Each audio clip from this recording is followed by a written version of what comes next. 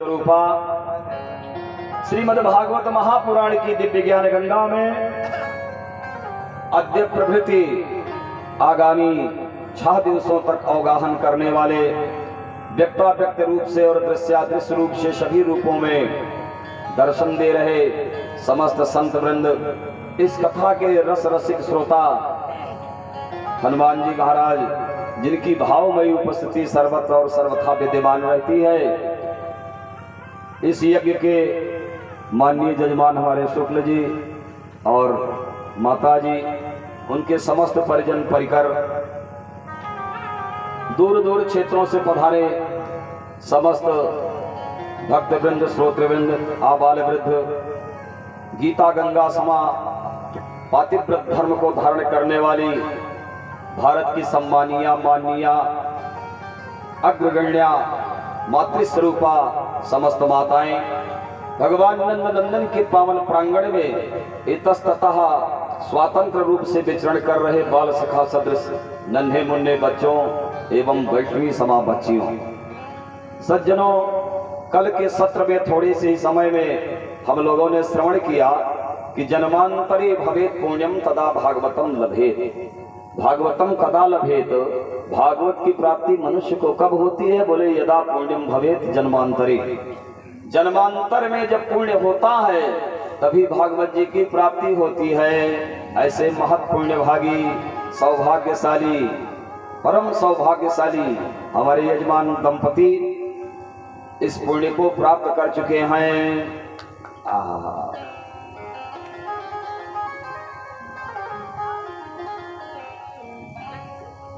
सज्जनों, परमात्मा के यहाँ पुण्य का फल अलग मिलता है। नोट कीजिए, आपने जो सुकृत किया है उन सुकृतों का फल अलग मिलेगा और दुष्कृतों का फल अलग मिलेगा। सुकुल जी, ये मत सोचना कि हम पाप करके फिर पुण्य कर लेंगे तो पाप दब जाएगा, कभी दबता नहीं। बोलो राधे राधे, है ना? उसका प्रभाव दिखाई पड़ता है मानव जीवन में। पुण्य करते हुए भी उसकी धारा में कमी आ जाती है। धारा जो बह रही है उस धारा को वो नहीं रोकता। जन्मांतर के जो दुष्कृत है वो रोक देते हैं, लेकिन पुण्य इतना प्रभावी है कि फिर धारा आगे बढ़ जाती है, हैं? बोलो सच्चे दरबार की जय। और यही कार्य हमारे शुक्ल जी के साथ हो रहा है। इनके जन्मांतर की धारा जो है पुण्य वाली इतनी तेज है कि बार बार कोई दुष्कृत इनको रोकता है कि ये काम मत करो, ये तो अधिक हो रहा है, फिर भी पुण्य इतना बलशाली है कि करवा देता है। बोलो राधे राधे। आप नहीं रोक पाते। बोलो सच्चिदानंद भगवान की जय। तो ये अलग अलग धाराएं बहती हैं प्यारे। पुण्य शैला भगवती, तो ये कथा क्या है? कथा भी एक गंगा है। कथा गंगा है। इस कथा गंगा को भूतल पर लाने वाला कौन है? बोले वाला नहीं है, वाली है। कथा गंगा को सर्वप्रथम भूतल पर लाने वाली, पृथ्वी पर लाने वाली कौन है? बोले माँ है। प्रमाण लीजिए मानस से। ऊंचे रघुपति कथा प्रसंगा, ऊंचे रघुपति कथा प्रसंगा, सकल लोक जग पावनी गंगा, सकल लोक जग पावनी गंगा, सकल लोक जग पावनी गंगा। पूछो रघुपति कथा प्रसंगा। फिर बेस खोल दिया प्यारे। क्या क्या ज्यादा खोल देते हो यार, बोल ही नहीं पाते। अभी ठीक था, फिर कुछ कर दिया आपने इसमें। पूछे रघुपति कथा प्रसंगा, बोले सकल लोक जग पावनी गंगा। कथा प्रसंगों के बारे में सर्वप्रथम किसने पूछा? बोले पार्वती मैया ने पूछा। किससे? भगवान भोलेनाथ से। और वो गंगा तो आपके तन को पवित्र करती है, कल मैंने निवेदन कर दिया। लेकिन भागवत की जो कथा रूपी गंगा है प्यारे, ये ऐसी पुण्य सलीला है, ऐसी दिव्य सलीला है जो आपके मन को पवित्र करती है। हे तस्माद परम किंचन मनस्सुभ्यै न विद्यते, बोले जन्मांतरे भवे पुण्यम तदा भागवतम लभेत। ऐसी गंगा है। आहा, कल निवेदन चल रहा था कि भक्ति जब अकेली होती है तो किसी काम की नहीं होती है ना। भक्ति जब अकेली होती है, उसके पुत्र ज्ञान वैराग्य उसके साथ नहीं होते तो भक्ति किसी मतलब की नहीं होती। भक्ति को ज्ञान और वैराग्य से युक्त होना चाहिए। बहुत भक्ति करो और केवल सांसारिक वस्तुओं को पाने के लिए भक्ति करो। सांसारिक वस्तु ना मिले तो भक्ति की धारा टूट जावे। इसका मतलब यही होता है कि आपके जीवन में ज्ञान और वैराग्य नहीं है, वही भक्ति बार बार टूटती और छूटती है। कल भक्ति मैया ने अपना परिचय नारद जी को दिया। अब प्यारे, यहाँ तो कथा 2 सत्रों में चलेगी। अभी 5 बजे विश्राम हो जाएगा, फिर 7:30-8 बजे से और 10:30-11 तक चलेगी। इसलिए आपको बता दे रहे हैं, समय है थोड़ा सा। जब 2 सत्र में कथा चलती है तो 1-8 घंटे बढ़ जाते हैं। सो निवेदन हो जाता है। भक्ति मैया ने अपना बड़ा विलक्षण परिचय भागवत जी में दिया है। अब गाने बजाने से तो ये चीज मिलेगी नहीं सुकुल जी। ये चीज तो जब शांति से सुनोगे तभी मिलेगी, है भागवत में। भक्ति मैया ने अपना परिचय दिया नारद जी को। क्या बोले? उत्पन्ना द्रविणे साहम। हे नारद जी, मैं द्रविड़ देश में उत्पन्न हुई। द्रविड़ देश तो आप जानते हैं, और इसका आध्यात्मिक अर्थ हमारे पूज्य सदगुरुदेव भगवान किया करते थे। सिद्धेश्वर आश्रम जी महाराज दंडी स्वामी काला काकर वाले, अब तो उनका शरीर नहीं है, ब्रह्मलीन हो गए। बहुत सुंदर अर्थ करते थे। उन्होंने भागवत रहस्य नाम का एक ग्रंथ भी लिखा है। उसमें इस बात को उन्होंने डाला है कि भक्ति क्या है। भक्ति मैया अपना परिचय दे रही कि उत्पन्ना द्रविणे साहम। भक्ति कहाँ पैदा होती है सुकुल जी? द्रविण हृदय में। द्रविणे साहम का मतलब हुआ द्रवितम हृदयम द्रविणम। जिस हृदय में दया हो, दयालु कृपालु हृदय में ही भक्ति माता का जन्म होता है। दया गई तो भक्ति गई है। कसाई थोड़ा भक्ति कर सकता है? बोलो राधे राधे। कसाई भक्ति नहीं कर सकता। जिस हृदय में दया है वही भक्ति होती है। तो उत्पन्ना द्रविणे साहम। द्रविणम माने द्रवितम हृदयम। जिसका हृदय दया से लबालब भरा हो वही भक्ति को धारण कर सकता है। भक्ति मैया का जन्म दयालु कृपालु हृदय में होता है। और भक्ति मैया कह रही है, नारद जी मेरा पोषण कैसे होता है, मैं कैसे बढ़ती हूँ? बोले वृद्धिं कर्णाटके गता। वृद्धिं कर्णाटके गता। भक्ति मैया की खुराक क्या है? जैसे आप अपने बच्चे का पोषण करते हो तो बच्चे को संवर्धित करने के लिए, संपोषित करने के लिए उसे आप दूध पिलाते हैं, आदि आदि वस्तुएं पिला करके बच्चे को बड़ा करते हो। तो भक्ति कैसे बढ़ती है? बोले वृद्धिं कर्णाटके गता। कर्नाटक प्रांत भी है, कर्नाटक राज्य है, कर्नाटक ना। और इसका आध्यात्मिक अर्थ किया जाए तो कर्णाटके गता। कर्ण माने होता है कान। कान रूपी अटक से, अटक माने दोना, कान रूपी दोनों से जब कथा रूपी रसायन अंतर जाता है अंदर, तो भक्ति मैया अपने आप पढ़ने लगती है ना। इनकी खुराक है सत्संग। भक्ति की खुराक सत्संग है, कथा है। वृद्धि कर्णाटके गता। माना कि आप भगवान के भक्त हो गए, आपके हृदय में दयालुता आ गई, कृपालुता आ गई, आप भगवान की कथा बड़े प्रेम से सुन रहे हैं, बड़े अच्छे हैं। सोई लोगों ने आपको कहना शुरू कर दिया, अरे भाई सुकुल जी तो परम भक्त हैं भगवान के, क्या बात है। सुनते सुनते आपके अंदर थोड़ा सा भी जरा अभिमान आ गया, जरा भी अभिमान आया, अभिमान का वॉल्यूम 1 पॉइंट भी आगे बढ़ा तो क्या हो जाएगा? भक्ति मैया कह रहे हैं नारद जी से। बोले क्वचिन क्वचिन महाराष्ट्रे। क्वचिन क्वचिन महाराष्ट्र का मतलब क्या हुआ? क्वचित क्वचित। क्वचित माने थोड़ा थोड़ा, थोड़ा थोड़ा महाराष्ट्र माने शरीरे, ये शरीर ही महाराष्ट्र है। थोड़ा थोड़ा सम्मान मिलना जहां शुरू हो गया तो गुर्जरे जीर्णतांगतः। फिर आपको अपमान आ गया कि हमसे बड़ा भक्त कोई नहीं है, बस दुनिया मेरा पूजन कर रही है, मैं ही एक भक्त हूँ। गुर्जरे जीर्णतांगता, गुर्जर माने होता है अभिमान, और गुर्जर प्रांत भी है। गुर्जर माने गुजरात, गुजरात को संस्कृत में गुर्जर कहा जाता है। और अत्यंत गुरवी गरीयसी, गुर्जर माने अभिमान भी होता है। जो ही अभिमान आया, जरा भी अभिमान आया, पूजा करते समय भी अगर आपको अभिमान आ जाए, बहुत सूक्ष्म बात है प्यारे, मैं जो बोल रहा हूं इसको ध्यान से सुनिएगा। पूजन के समय, ध्यान के समय, पाठ के समय, दान देते समय, सुकृत करते समय, दक्षिणा देते समय ये अभिमान आ गया कि हम बड़े बाप के बेटे हैं, मैं दे रहा हूं, तो उसी समय आपकी भक्ति गई। श्रद्धया देयम अश्रद्धया अदेयम, शास्त्रों में लिखा गया है कि जो कुछ दो किसी को पूरे समर्पण के साथ दो। अश्रद्धया अदेयम, अगर अश्रद्धा हो रही है देने में, तुम्हें लग रहा है कि मैं दे रहा हूं तो मत देना, नहीं तुम्हारा नुकसान हो जाएगा। श्रद्धया देयम अश्रद्धया देयम, रिया देयम श्रिया देयम, लज्जित होकर देना चाहिए कि प्रभु मैं क्या दे सकता हूं आपको, मेरे पास कुछ है ही नहीं है। तुम भगवान को नहीं प्रसन्न कर सकते हो पैसा दे करके। अगर कोई चाहे कि मेरे पास धन है, मैं धन उड़ेल दूं, ये प्रसन्न हो जाएंगे। ये तो यज्ञ का नियम है दक्षिणा देना, इसलिए यजमान देते हैं।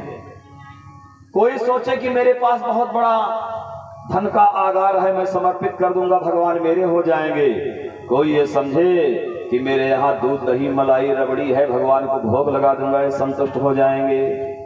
तो सोच लो प्यारे और सुन लो, समझ लो, इन सब चीजों की आवश्यकता भगवान को नहीं है। अगर हम देते हैं तो अपने स्वार्थ के लिए देते हैं। क्यों? क्योंकि भगवान का तो निवास क्षीर सागर में है। जो परमात्मा क्षीर सागर में रहता है उसको तुम्हारे दूध की क्या जरूरत है, बोलो? जिस लक्ष्मी के लिए तुम सारे जीवन झूठ बोलते हो, परेशान होते हो, चोरी करते हो, डकैती करते हो, राजनी करते हो, लोगों को धोखा देते हो, वह लक्ष्मी उनके चरणों की दासी है। भगवान को लक्ष्मी की क्या जरूरत है? अगर आप सोचो कि मेरे पास बहुत बड़ा बंगला है, मैं समर्पित कर दूंगा, तो भगवान का दिव्य वैकुंठ लोक जो बना हुआ वैसा तो कभी कई जन्मों में नहीं बना सकते हो। उसके पास क्या नहीं है? बोले सब कुछ है। भगवान के पास एक चीज नहीं है। बोलिए भागवत भगवान की जय। भगवान के पास एक वस्तु नहीं है प्यारे, और वो वस्तु केवल आपके पास है। आप जितने लोग यहाँ बैठे हुए हैं सबके पास वो वस्तु है। परमात्मा वही चाहता है, उसको दे दो बस, वो प्रसन्न हो जाएगा। और उसको तुम देना नहीं चाहते हो दुनिया वालों। भगवान के पास क्या नहीं है बताओ? क्या? इनको कार्डलेस दिया करो बीच बीच में। भगवान के पास मन नहीं है, मन नहीं है परमात्मा के पास। मन जीवात्मा के पास है। मन बुद्धि चित्त अहंकार ये सब जीवात्मा के पास होता है। परमात्मा के पास ये सब अंतः चतुष्टय नहीं है, इससे वो मुक्त है, परे है। तो मन भगवान का है, मन मनमोहन का है। यही मन तुम परमात्मा को दे दो, उसे कुछ नहीं चाहिए। अगर अपना मन दे दोगे तो याद रखो और नोट करो अपने इस दिमाग की डायरी में, अपने मानस पटल पर अंकित करो इस बात को। जिस दिन अपना मन आप मनमोहन के श्री चरणों में समर्पित कर दोगे तो इस बात की गारंटी है प्यारे कि उसी दिन तुम पूर्ण सुखी हो जाओगे। बोलिए भागवत भगवान की जय। अन्यथा ऐसे कचड़ा ये भरा रहेगा सब।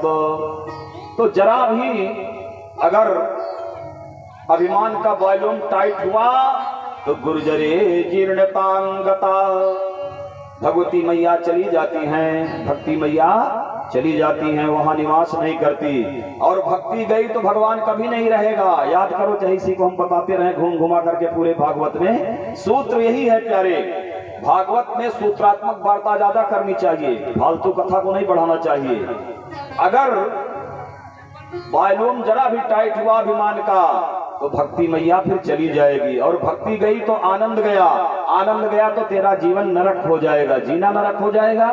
मान चाहे ना मान प्यारे, लेकिन आया अभिमान तो चले जाएंगे भगवान।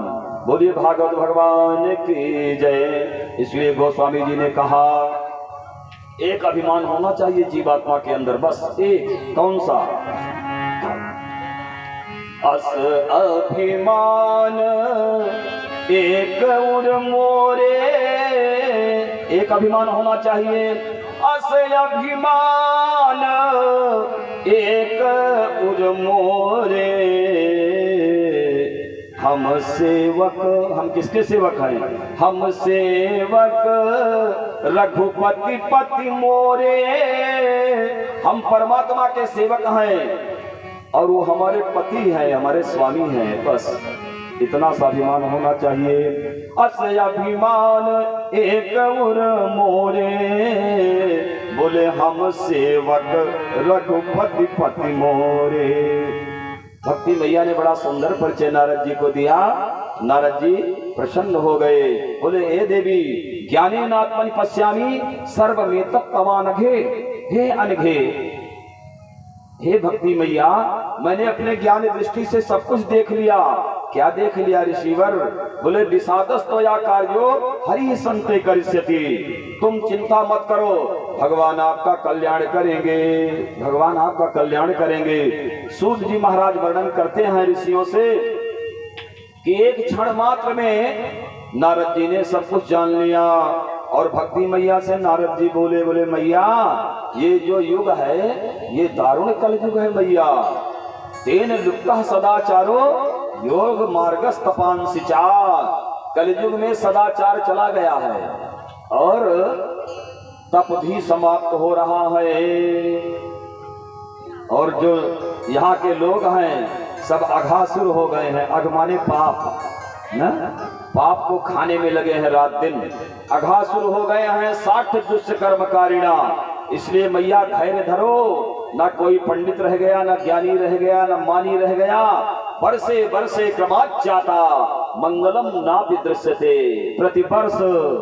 प्रतिवर्ष मंगल का वॉल्यूम डाउन होता चला जा रहा है और अमंगल बढ़ रहा है। कथाएं बहुत हो रही हैं प्यारे, जहां देखो वहीं भागवत के बैनर पोस्टर लगे हुए हैं चारों तरफ, लेकिन अमंगल बढ़ रहा है, कथा बहुत हो रही है। इसका मतलब क्या है? इसका मतलब है कि सत्संग में है न्यूनता, कथा के नाम पर व्यथा ही हमें मिलती है। बोलो राधे राधे।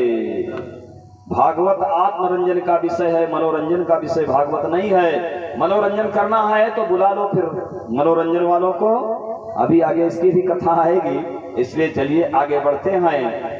नारद जी ने कहा मैया धन्य है ये वृंदावन, धन्यम वृंदावनम तेन भक्ति नृत्य यत्र चा, जहाँ भक्ति मैया नृत्य करती हैं, वृंदावन में भक्ति नृत्य करती है। कल मैंने रात्रिकालीन सत्र में निवेदन किया था कि वृंदानाम भक्त समूहानाम वनम वृंदावनम, जहाँ भक्तों का समूह आ जाए, एकीभूत हो जाए, एकत्रित हो जाए, वही वृंदावन है। और ऐसे वृंदावन में भक्ति मैया हमेशा रहती हैं, निवास करती हैं। लेकिन इस वृंदावन में ज्ञान और वैराग्य की कमी है। बोलो राधे राधे ना। ज्ञान वैराग्य से रहित वृंदावन है। जब ज्ञान वैराग्य युक्त वृंदावन का निर्माण हम अपने जीवन में करेंगे तो फिर भक्ति मैया कहीं जाने वाली नहीं है। और भगवान तो भक्ति के आंचल से अपना गमछा बांध लिए हैं। बांध लिए कि नहीं बांध लिए हैं? जैसे पति पत्नी की गांठ जोड़ी जाती है विवाह में ना, चौथी भावर में गांठ जोड़ दी जाती है घनश्याम जी ना। और फिर वो गांठ एक जन्म के लिए नहीं होती, बोले जन्म जन्म के लिए। 7 फेरे लगवा करके 7 जन्म तो पक्के कर दिए जाते हैं। ऐसे ही वह परमात्मा भक्ति मैया के आंचल से अपने गमछे को बांध देता है, अपने पट को बांध देता है। भक्ति सूत्रोपनद्धः, फिर भगवान कहीं जा नहीं सकते। हा? भगवती जहां होगी भगवान वहीं होंगे, लक्ष्मी जहां होगी श्रीमान वहीं होंगे। अगर भगवती नहीं होगी तो भगवान का अस्तित्व समाप्त हो जाएगा। बोलो भक्त वत्सल भगवान की जय। इस प्रकार से नारद जी ने कहा मैया तू चिंता मत कर, मेरे पास वेद वेदांत का ऐसा दिव्य ज्ञान है कि मैं तेरे बच्चों को अभी अनुप्राणित कर दूंगा। ये बुढ़े जो पड़े हुए हैं दोनों, ज्ञान और वैराग्य, इन ज्ञान वैराग्य को मैं अनुप्राणित करूंगा। बहुधा कथाओं में सज्जनों आपने श्रवण किया होगा, सब लोग यही बताते हैं कि ज्ञान वैराग्य बुढ़े हो गए और भक्ति मैया के पास पड़े हैं। बताओ, ज्ञान वैराग्य का कोई ग्राहक नहीं है वृंदावन में। अत्रेमो ग्राहका भावान न जरामपि मुंचतः, इसलिए इनका वृद्धत्व जा नहीं रहा है। क्योंकि इनको पूछने वाला कोई नहीं है। तो इतने में एक भक्त वहां बैठे हुए थे। जब किसी ने कहा कि वृंदावन में ज्ञान वैराग्य को कोई पूछने वाला नहीं है, तो स्वामी करपात्री जी हमारे पहुंच गए। बोले करपात्री जी महाराज की जय। अब किसी दूसरे रूप में रहे होंगे, लेकिन रहे होंगे करपात्री महाराज ही, जिन्होंने श्लोक में नीचे की नई लाइन डाल दिया। क्या डाला? बोले किंचित आत्म सुखे नेहे, किंचित आत्म सुखे नेहे, प्रसुप्तिर्मन्यते नयोः अनयोः कयोः ज्ञान वैराग्योः। ये दोनों ज्ञान वैराग्य ना बुढ़े हुए हैं ना इनको वृद्धत्व आया है, कुछ नहीं हुआ है। बोले क्या हुआ? बोले वृंदावन जब पहुंचे ज्ञान वैराग्य और भक्ति, तो ज्ञान वैराग्य ने देखा कि मेरी मैया का इतना सम्मान हो रहा है, इतना सम्मान हो रहा है वृंदावन में, उनको समाधि लग गई, आनंद में डूब गए। वो बुढ़े नहीं हुए हैं। किंचित आत्म सुखे नेह प्रसुप्ति मन्यतो अनयोः। ऐसा लग रहा है कि आत्म सुख में डूबे हुए हैं। देखो जब आदमी समाधि में चला जाता है, समाधि में जाने के बाद वापस आना बहुत मुश्किल हो जाता है प्यारे। ज्ञान वैराग्य की लग गई समाधि, तो भगवान भोलेनाथ तो समाधि में जाने के बाद वापस आ जाते हैं। लेकिन अगर आपको समाधि में भेज दिया जाए, सुकुल जी आपकी भी समाधि लगेगी क्या? जरा सीधे बैठिए बढ़िया आराम से, तकिया ले लिया करो, गोली वाली लगा दिया करो साइड में। बोलिए भागवत भगवान की जय, हनुमान जी महाराज की जय। आहा, ज्ञान वैराग्य को लग गई समाधि। समाधि से जगाने का कार्य केवल और केवल कौन कर सकता है? नारद जी ने कहा मैं कर दूंगा। और इस प्रकार से आहा, नारद जी ने भक्ति को सुख देने के लिए ज्ञान वैराग्य के कान के पास जाकर के वेद वेदांतों का घोष किया। वेद वेदांत घोषैश्चा गीता पाठैर मुहुर्मुहुः। गीता का कई बार पाठ किया, लेकिन वो जगे नहीं, थोड़ा सा इधर उधर हुए और बस फिर समाधि में चले गए। नारद जी परेशान हो गए और इतने में आकाशवाणी हुई। आकाशवाणी ने कहा हे ऋषिवर आप चिंता न करें, इन दोनों को जगाने के लिए आपका उद्यम निश्चित रूप से सफल हो जाएगा। लेकिन हे ऋषिवर इन दोनों के लिए आप सत्कर्म करें। नारद जी ने कहा हे आकाशवाणी करने वाले देवताओं, क्या मैं इन दोनों को जगाने के लिए दुष्कर्म कर रहा था? अब तक सत्कर्म ही तो चल रहा था। वेदों का पाठ किया, वेदांत का पाठ किया, गीता का पाठ किया, ये नहीं जग रहे हैं, कौन सा सत्कर्म करूं? बोले इसको, इस सत्कर्म को संत लोग बताएंगे। नारद जी ने भक्ति मैया से कहा मैया तू यहीं वृंदावन में निवास करे, मैं उन संतों को ढूंढने जा रहा हूँ, सत्कर्म क्या है? इस प्रकार से नारद जी वहां से चल दिए। रास्ते में बहुत संत मिले। नारद जी के प्रश्नों का कोई उत्तर नहीं देता। कोई मूक हो जाता है, कहता है हमारा मौन व्रत चल रहा है। कोई कहता है महाराज जब आप ही नहीं जानते हो इतने बड़े महात्मा तो मैं क्या बताऊंगा। इस तरह से निराश होकर के महात्मा नारद पहुंच गए कहां? विशालापुरी। विशालापुरी नाम बद्री विशाल बद्री नारायण धाम पहुंच गए।